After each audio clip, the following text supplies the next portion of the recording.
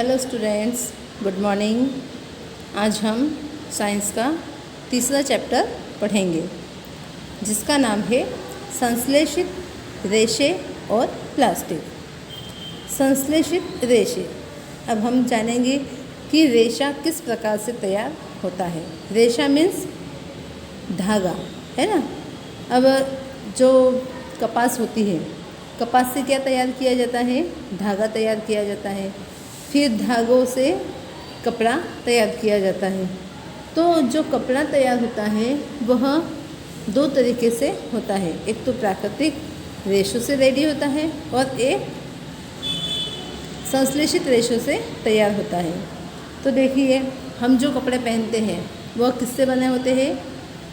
कपास के ज़रिए बने होते हैं। कपास को धागों में कन्वर्ट किया जाता है, फिर धागों को कपड़े में कन्वर्ट किया जाता है। अब रेशों को क्या कहते हैं? फिब्रेज भी कहते हैं।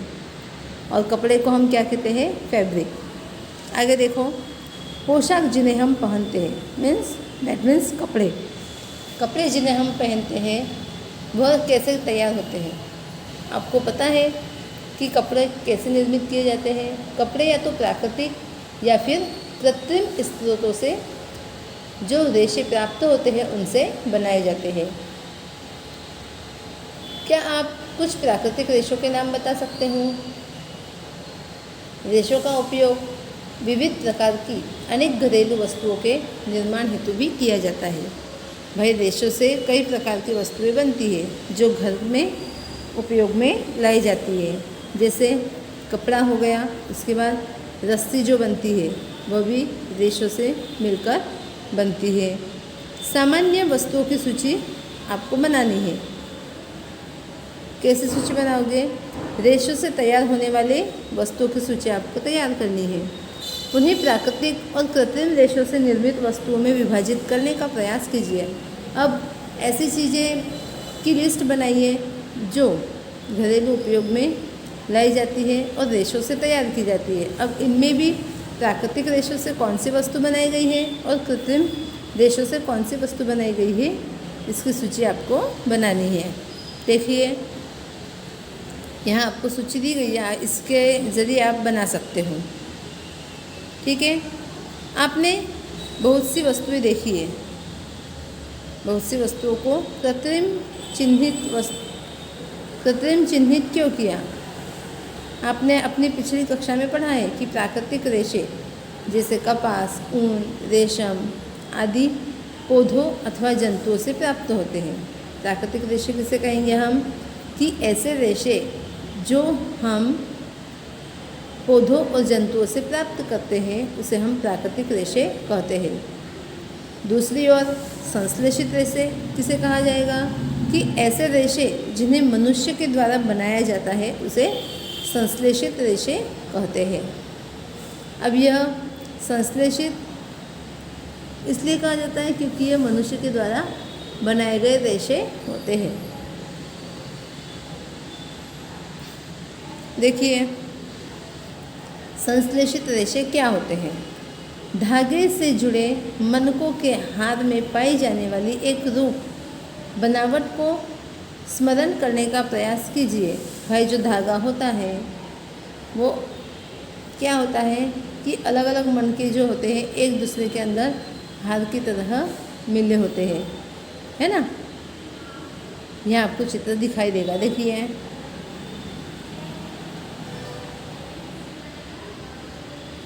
चित्र 3.1 के समान कुछ कागज़ क्लिपों को जोड़कर एक लंबी श्रृंखला बनाने का प्रयास कीजिए। क्या दोनों में कोई समानता है? देखिए, आप ऐसा प्रयोग करके देख सकते हो कि कागज़ के छोटे छोटे टुकड़ों को क्या कर सकते हो? क्लिप जोड़कर एक लंबी श्रृंखला आप बना सकते हो, है ना। एक संश्लेषित रेशा भी छोटी इकाइयों को जोड़कर बनाई गई एक श्रृंखला है। प्रत्येक छोटी इकाई वास्तव में एक रासायनिक पदार्थ है। इस प्रकार की अनेक छोटी इकाइयाँ मिलकर एक बड़ी एकल इकाई बनाते हैं जो बहुलक अंग्रेजी में पॉलीमर कहलाती है। पॉलीमर शब्द ग्रीक भाषा के दो शब्दों पॉली तथा मेर से मिलकर बना है।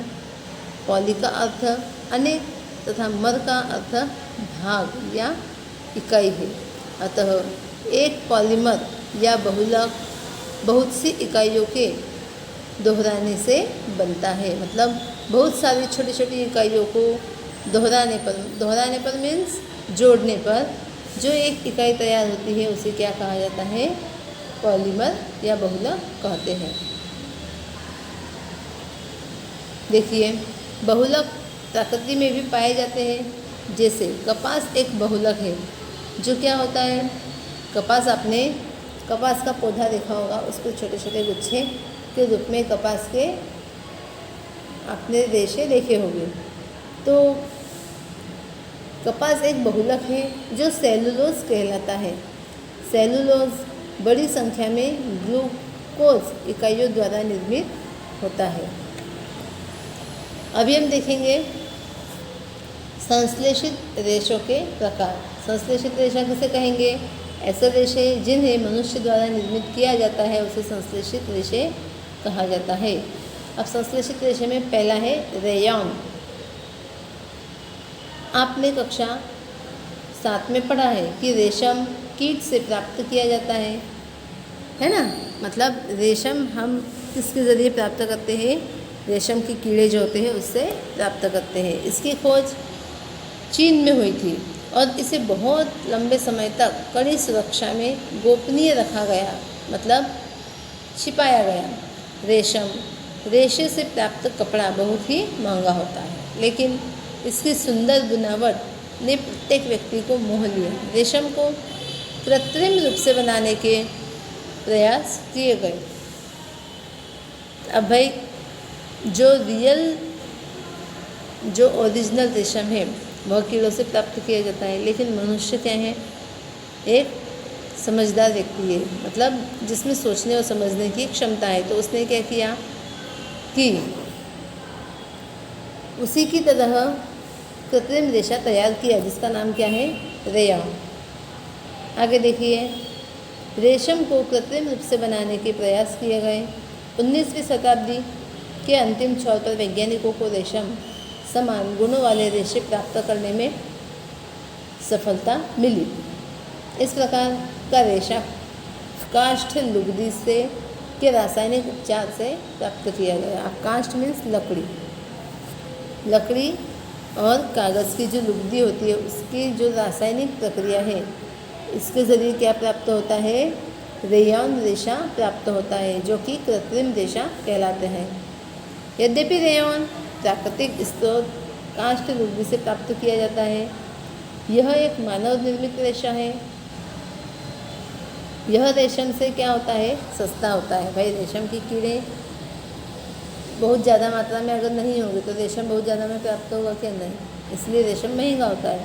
और जो कृत्रिम रेशम है, रेयॉन जो है वह क्या है? कृत्रिम रेशम है, जिसे मनुष्य के द्वारा तैयार किया गया है, परंतु इसे रेशों के समान बुना जा सकता है। इसे रंगों की कई किस्मों में रंगा जा सकता है। मतलब रेयॉन जो है, यह जो रेशम या रेशा है, यह कई प्रकार के रंगों में इसे ढाला जा सकता है।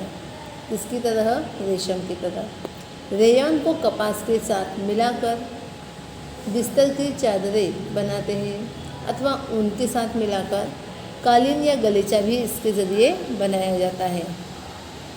देखिए, अभी रेयॉन तो आपको पता चल गया किसे कहते हैं। रेयॉन एक कृत्रिम रेशा है जिसे मनुष्य के द्वारा बनाया गया है। यह काष्ठ और लुगदी से बनाया गया है। ठीक है, आगे देखिए, यह रेशम की तरह भी होता है। अब हम देखेंगे नायलॉन यह भी एक अन्य मानव निर्मित रेशा है। मतलब इसे भी किसने बनाया है? मनुष्य ने बनाया है। इसे 1931 में बिना किसी प्राकृतिक कच्चे माल, पौधे या जंतु से प्राप्त का उपयोग किए बनाया गया।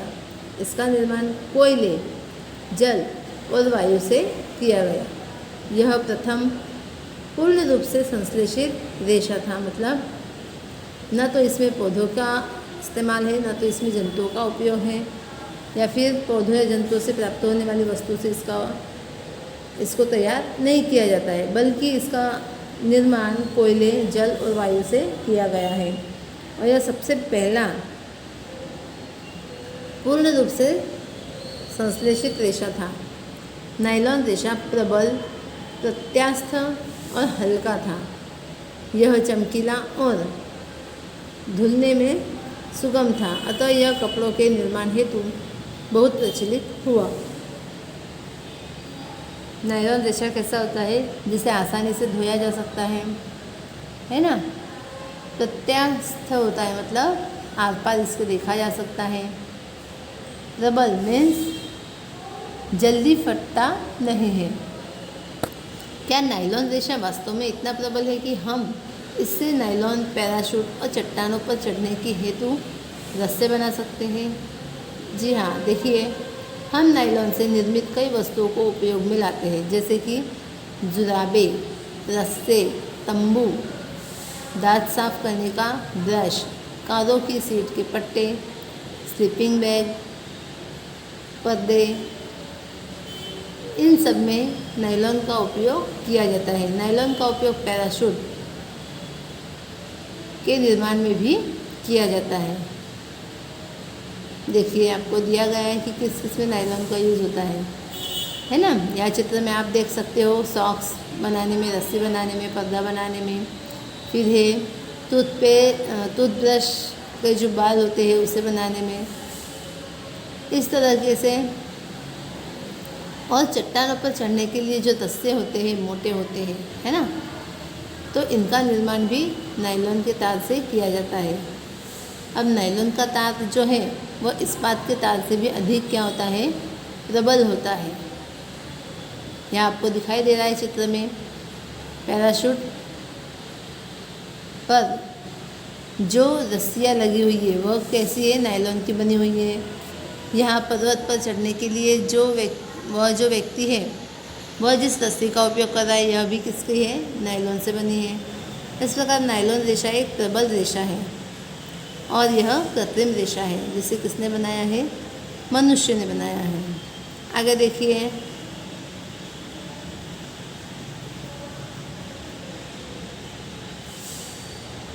यह आपको सारणी दी गई है। धागे, रेशे के प्रकार और धागे को तोड़ने हेतु आवश्यक कुल भार। ये इस प्रकार के आप प्रयोग छोटे मोटे करके देख सकते हो। अब हम देखेंगे तीसरा, पॉलिएस्टर और एक्रेलिक। पॉलिएस्टर एक अन्य संश्लेषित रेशा है। यह भी कैसा है, संश्लेषित रेशा है। इस रेशे से बने कपड़े में आसानी से सिलवटें नहीं पड़ती। यह सपाट रहता है, मतलब एकदम सीधा दिखाई देगा और इसे इजीली धोया जा सकता है। अतः यह वस्त्र सामग्री हेतु पर्याप्त उपयोगी पदार्थ है। आपने लोगों को सुंदर पॉलिएस्टर कमीज़ें और अन्य परिधान पहने अवश्य देखा होगा। वही किससे आपने अपने मित्रों से या अड़ोसी पड़ोसियों से या किसी से भी पूछा होगा कि ये किसका बना है, तो उसने कहा होगा और ये पॉलिएस्टर की कमीज़ें हैं ना। टेरिलिन एक लोकप्रिय पॉलिएस्टर है। इसे बहुत महीन रेशों में खींचा जा सकता है, जिन्हें फिर किसी भी अन्य तंतु समान बुना जा सकता है। अभी देखिए, पेट, पॉलीथीन, पॉलीएथिलीन टर्थेलेट एक बहुत सुपरिचित प्रकार का पॉलिएस्टर है। इसका उपयोग बोतल, बर्तन, फिल्म, तार और अन्य बहुत से उपयोगी उत्पादों के निर्माण हेतु किया जाता है। चारों ओर अगर हम देखें, अपने पर्यावरण के आसपास हम चारों ओर देखें, तो हमें पॉलिएस्टर से बनी हुई वस्तुएं दिखाई देगी। अब हम इसकी सूची भी बना सकते हैं कि नहीं? हाँ, देखिए, हम सर्दियों में स्वेटर पहनते हैं। सभी लोग सर्दियों में क्या करते हैं, छाता लेकर तो घूमते नहीं हैं, लेकिन क्या करते हैं, स्वेटर पहनते हैं तथा शॉल अथवा कंबलों का उपयोग करते हैं। इनमें से बहुत से वास्तव में प्राकृतिक ऊन से निर्मित नहीं होते, यद्यपि वे ऊन के सदृश दिखाई देते हैं। ये अन्य प्रकार के संश्लेषित रेशे से तैयार किए जाते हैं, जो एक्रेलिक कहलाते हैं। यह दिखाई किसके समान देता है? ऊन की तरह, लेकिन वास्तव में यह प्राकृतिक ऊन नहीं होता है। यह क्या होता है? एक संश्लेषित रेशा है, जिसे क्या कहते हैं? एक्रेलिक कहते हैं। प्राकृतिक स्रोतों से प्राप्त ऊन काफ़ी महंगा होता है, जबकि एक्रेलिक से बनी वस्तुएं अपेक्षाकृत इसके बहुत ही सस्ती होती है। ये विविध कलर में हमें उपलब्ध हो जाती है, मतलब इसके अलग अलग कलर हमें मिल जाते हैं। संश्लेषित रेशे अधिक टिकाऊ होते हैं और पहुंच के भीतर होते हैं, मतलब हम उन्हें आसानी से खरीद सकते हैं, जिससे ये प्राकृतिक रेशों की तुलना में अधिक लोकप्रिय बन गए हैं। भाई कोई भी व्यक्ति क्या चाहेगा? ठंडियों में स्वेटर की ज़रूरत है तो स्वेटर उसे मिल जाए, यह काफ़ी है। तो उसे चाहे संश्लेषित रेशों से बनाओ चाहे प्राकृतिक रेशों से बनाओ। अगर उसके सामने दो प्रकार के स्वेटर है, एक प्राकृतिक जो कि काफ़ी महंगा है, एक संश्लेषित जो कि उससे कई गुना सस्ता है, तो मनुष्य कौन सा खरीदना पसंद करेगा? जो संश्लेषित रेशों से बना है, जैसे कि एक्रेलिक से बना हुआ, तो उसे पसंद करेगा क्योंकि वह सस्ता भी है और टिकाऊ भी है। आगे देखिए, आप पहले प्राकृतिक रेशों को जलाने का क्रियाकलाप कर चुके हैं।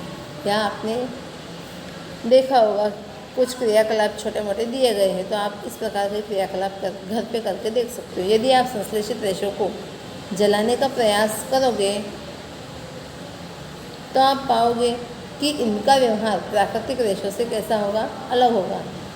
आप यह भी जानेंगे कि संश्लेषित रेशे गर्म करने पर क्या हो जाते हैं? पिघल जाते हैं।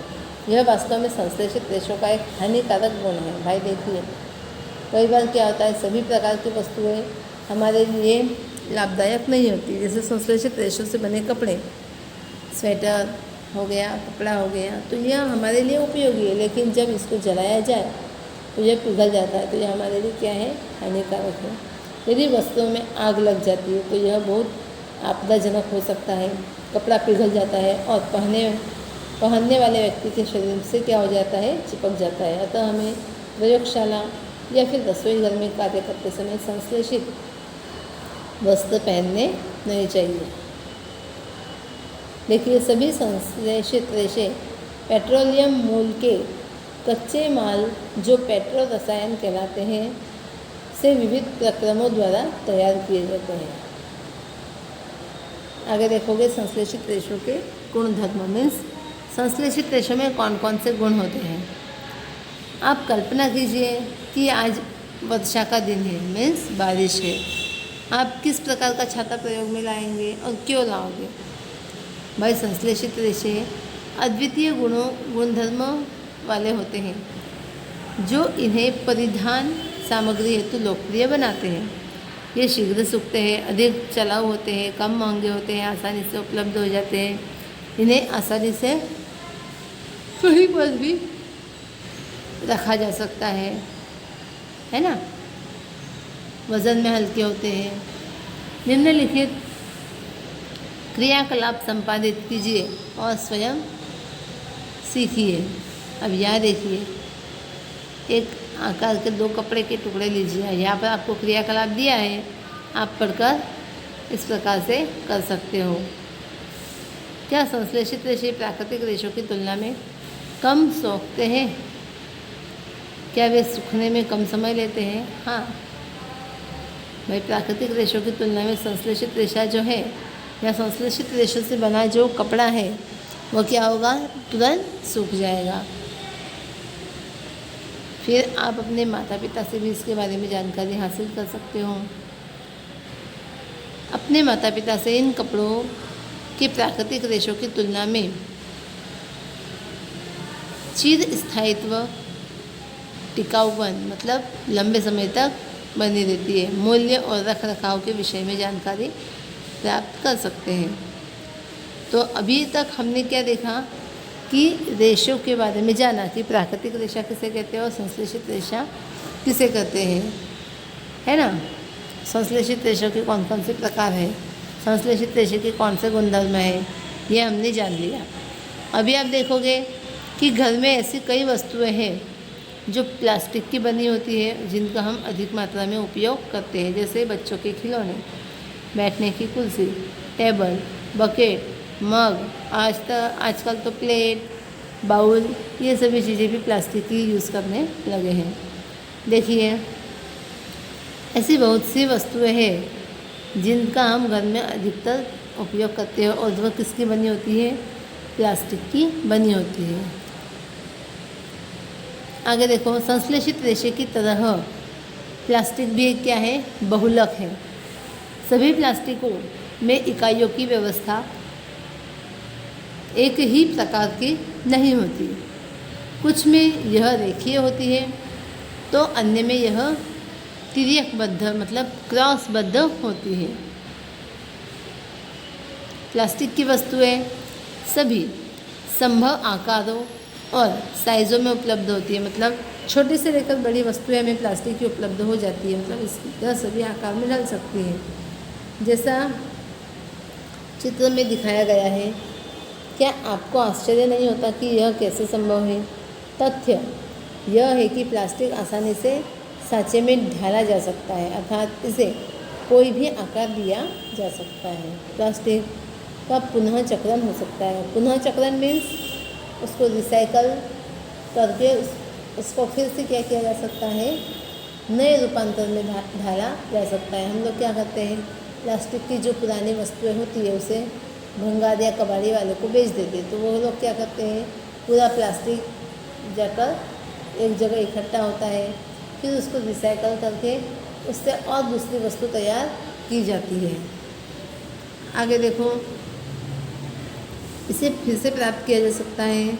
इसे रंगा और पिघलाया भी जा सकता है। इसे बेलकर चादरों में भी बदला जा सकता है। मतलब एक शीट इससे तैयार की जा सकती है या फिर इसकी तारें बनाई जा सकती हैं। इसलिए इनके इतने विभिन्न प्रकार के उपयोग हैं। देखिए, अब प्लास्टिक का जो है वह बहुत ज़्यादा उपयोग होता है। पॉलीथीन मतलब पॉली प्लस एथीन प्लास्टिक का एक उदाहरण है जो सामान्य उपयोग में आने वाली पॉलीथीन थैलियाँ बनाने में काम आता है। हम लोग बाज़ार जाते हैं तो क्या करते हैं? थैली लेकर नहीं जाते हैं। भाई सब्ज़ी वाला हमें थैली देगा, कपड़े खरीदने जाए कपड़े वाला हमें थैली देगा। तो जो थैलियाँ हमें मिलती है वो किसकी बनी होती है? जो प्लास्टिक की बैग बनी होती है वो पॉलीथीन कहलाती है। वो किससे बनी होती है? पॉली प्लस एथीन से मिलकर बनी होती है। अब आप देखोगे, आप स्वयं प्लास्टिक के टुकड़े को मोड़िए। क्या सभी प्लास्टिक वस्तुएं सरलता से मोड़ी जा सकती हैं? कुछ प्लास्टिक ऐसे होते हैं जो सॉफ्ट होते हैं, जिसको हम आसानी से मोड़ सकते हैं, लेकिन कुछ प्लास्टिक ऐसे होते हैं हार्ड होते हैं, मीन्स कड़क होते हैं, जिसे मोड़ा अगर जाए तो वो मुड़ते नहीं है, लेकिन क्या हो जाते हैं? क्रैक हो जाते हैं, मीन्स टूट जाते हैं, है ना। जब हम एक प्लास्टिक की बोतल में गर्म जल डालते हैं तो वो क्या हो जाती है? विकृत हो जाती है। देखिए, आपने देखा होगा कि प्लास्टिक की बोतलों में अगर हम बहुत ज़्यादा गर्म पानी डाल दें तो क्या हो जाती है? आड़ी टेढ़ी हो जाती है, मतलब विकृत हो जाती है। तो ऐसा क्यों होता है? क्योंकि प्लास्टिक जो है वह गर्म करने पर आसानी से पिघलने लगता है, विकृत हो जाता है और सरलतापूर्वक क्या हो जाता है? वह मुड़ जाता है। तो ऐसा जो प्लास्टिक होता है वो क्या कहलाता है? थर्मोप्लास्टिक कहलाता है। ऐसा प्लास्टिक जो आसानी से गर्म किया जा सकता है, आसानी से गर्म करने पर पिघल जाता है, वह थर्मोप्लास्टिक कहलाता है। पॉलीथीन और पीवीसी थर्मोप्लास्टिक के ऐसे ही उदाहरण हैं। कौन कौन से? पॉलीथीन और पीवीसी। इनका उपयोग खिलौने, कंघियाँ और अनेक प्रकार के पात्र को बनाने में बहुत ज़्यादा उपयोग किया जाता है। दूसरी ओर कुछ प्लास्टिक ऐसे भी हैं जिन्हें एक बार यदि हम सांचे में ढाल दें तो इसे ऊष्मा देकर नर्म नहीं किया जा सकता है। ये थर्मोसेटिंग प्लास्टिक होते हैं, जैसे बेकेलाइट और मेलामाइन। बेकेलाइट ऊष्मा और विद्युत का क्या होता है, कुचालक होता है। यह बिजली के स्विच, विभिन्न बर्तनों के हत्थे आदि बनाने के काम आता है।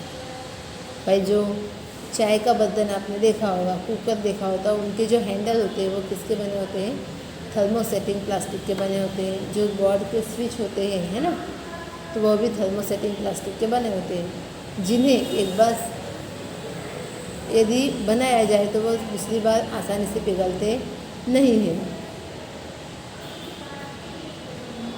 मेलामाइन एक बहुउपयोगी पदार्थ है। यह आग का कैसा होता है, प्रतिरोधक होता है तथा अन्य प्लास्टिक की तुलना में ऊष्मा को सहन करने की अधिक क्षमता रखता है। यह फर्श की टाइल, रसोई के बर्तन और कपड़े बनाने के उपयोग में लिया जाता है। अब इसका उपयोग इसमें क्यों किया जाता है, क्योंकि ये आग का प्रतिरोधी होता है ना। नेक्स्ट है थर्मोप्लास्टिक और थर्मोसेटिंग प्लास्टिक के विभिन्न उपयोगों को प्रदर्शित किया जाता है।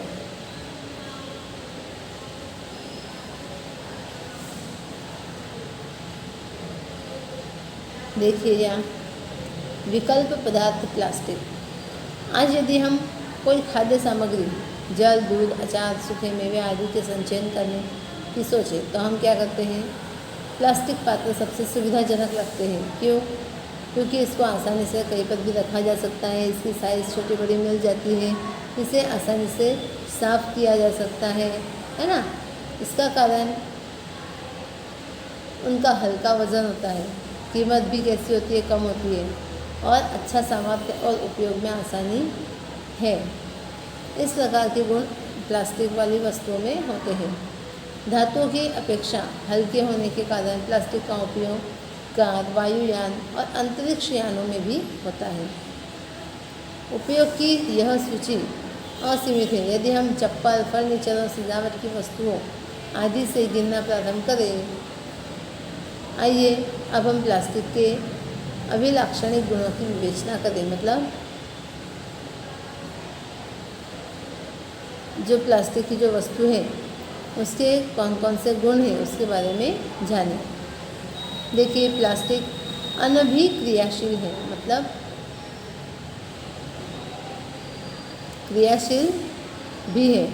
आप जानते हैं कि लोहे जैसी धातुओं को जब नमी और वायु में खुला छोड़ दिया जाता है तो उनमें क्या हो जाता है, जंग लगता है। लेकिन प्लास्टिक एक ऐसी वस्तु है जो जल और वायु से अभिक्रिया नहीं करती है। अनभिक्रियाशील है मीन्स कि वह वायु और जल के साथ रहने पर भी कोई क्रिया नहीं करता है। आया समझ में? उनका संक्षारण आसानी से नहीं होता, इसलिए इनका उपयोग बहुत से रसायनों सहित विभिन्न प्रकार के पदार्थों के संचयन हेतु किया जाता है। मतलब अनेक प्रकार के पदार्थों को स्टोर करने के लिए, इसीलिए ही प्लास्टिक से बने वस्तुओं का उपयोग किया जाता है।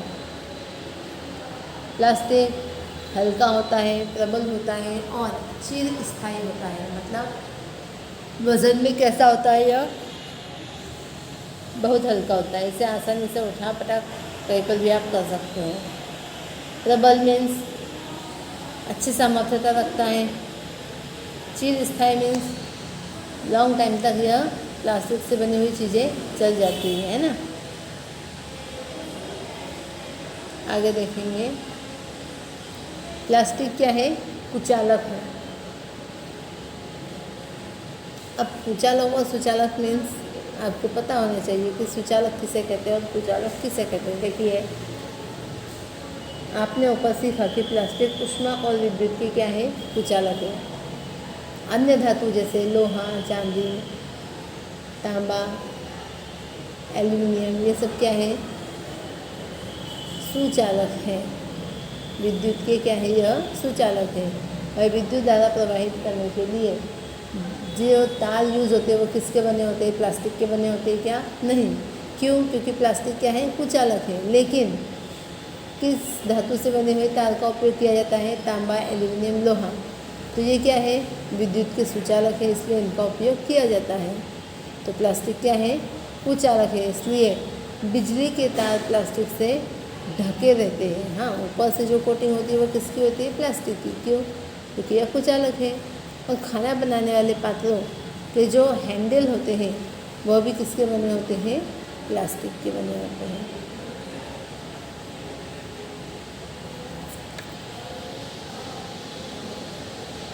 आगे आपको यहाँ सारणी दी गई है, देखिए, है ना।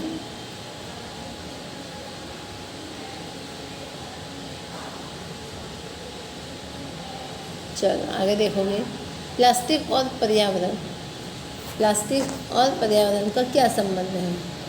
भाई, प्लास्टिक का उपयोग करना हमें अच्छा लगता है, प्लास्टिक के उपयोग से हम खुश हैं, क्योंकि यह कैसी धातु है, एक ऐसी धातु हमें मिली है जो वज़न में हल्की होती है, कम कीमत में प्राप्त हो जाती है, आसानी से इसका रखरखाव किया जा सकता है, लेकिन इसके दुरुपयोग भी कुछ है।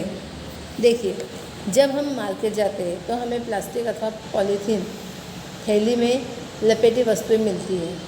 यह एक कारण है कि हमारे घरों में प्लास्टिक का कचरा इकट्ठा होता रहता है। भाई, जब भी कोई बाज़ार से कुछ वस्तु लाएगा प्लास्टिक की थैली में आएगी, तो हमारे घर क्या जमा हो जाती है, प्लास्टिक की थैलियाँ जमा हो जाती है। फिर यह प्लास्टिक हम क्या करते हैं, कूड़ेदान में डाल देते हैं, मीन्स कचरा पेटी में डाल देते हैं। अब प्लास्टिक का यह निस्तारण एक बहुत बड़ी समस्या है। इससे क्या होता है कि जो हम कचरा एक साथ डाल देते तो कई बार गाय या जो जानवर घूमते हैं वह भी कुछ खाने के पदार्थों के साथ वह प्लास्टिक की थैलियाँ भी खा जाते हैं, जिससे उनके शरीर को नुकसान होता है। फिर जब कचरे का निपटान किया जाता है तो उसमें जो प्लास्टिक होता है वह क्या होता है, यह अपघटित नहीं होता है, इसीलिए परेशानी होती है। पदार्थ जो प्राकृतिक प्रक्रिया जैसे जीवाणु की क्रिया द्वारा अपघटित हो जाता है, जैव निम्नीकरण कहलाता है। पदार्थ जो प्राकृतिक प्रक्रियाओं द्वारा सरलता से विघटित नहीं होता है, क्या कहलाता है, जैव अनिम्नीकरण कहलाता है। मतलब जीवाणुओं के द्वारा अगर जो सड़े गले पदार्थ है और जो प्राकृतिक प्रोसेस होती है उसके द्वारा अपघटन होता है तो उसे हम क्या कहते हैं, जैव निम्नीकरण। और यदि पदार्थ प्राकृतिक प्रक्रियाओं के द्वारा सरलता से विघटित नहीं होते तो इसे क्या कहेंगे, जैव अनिम्नीकरण कहेंगे।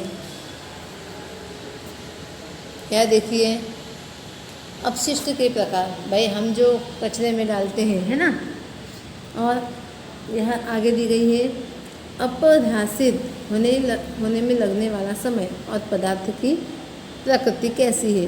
देखिए, सब्जी और फलों के जो छिलके होते हैं, जो बचा हुआ भोजन होता है, हम क्या करते हैं, कचरे में डाल देते हैं।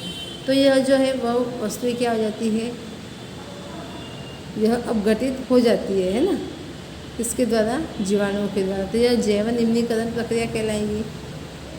और इसमें कितना समय लगता है, 1 से 2 हफ्ते लगते हैं।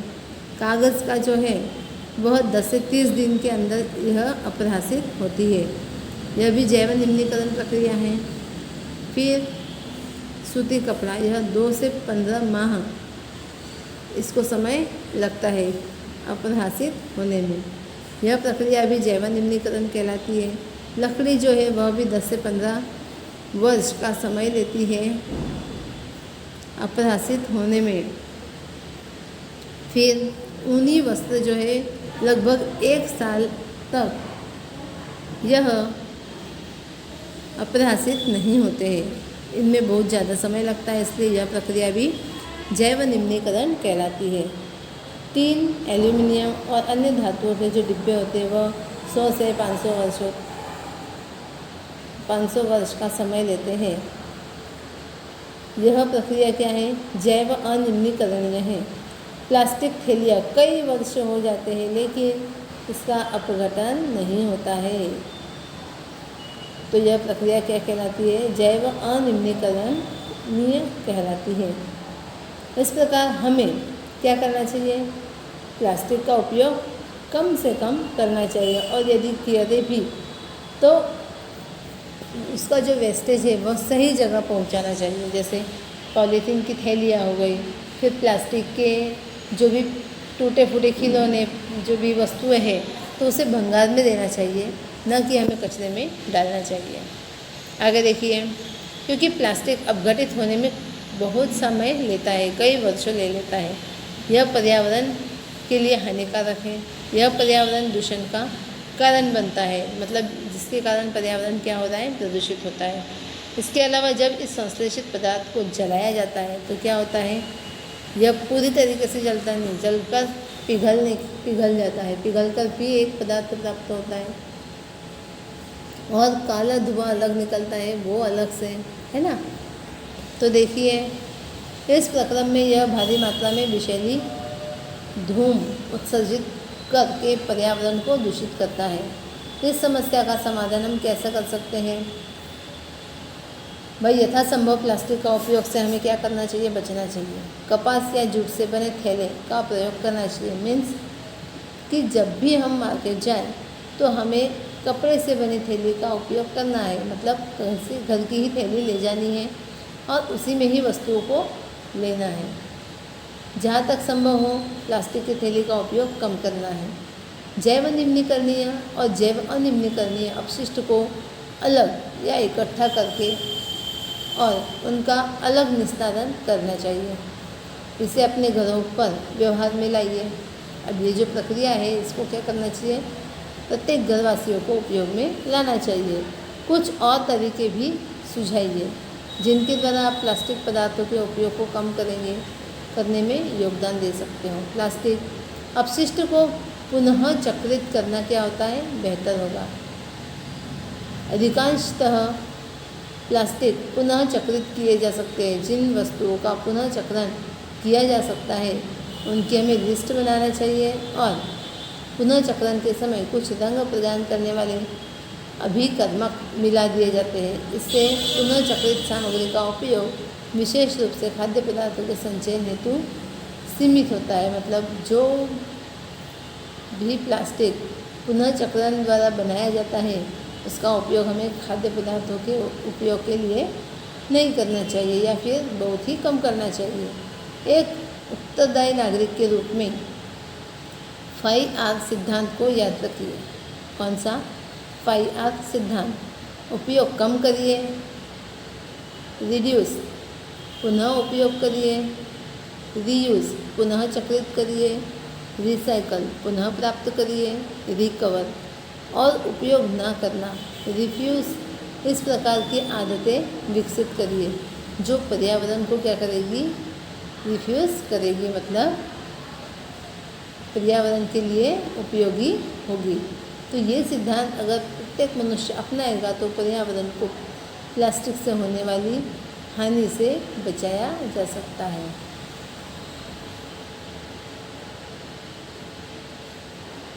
देखिए, इस चैप्टर में हमने रेशे और प्लास्टिक के बारे में जानकारी हासिल की।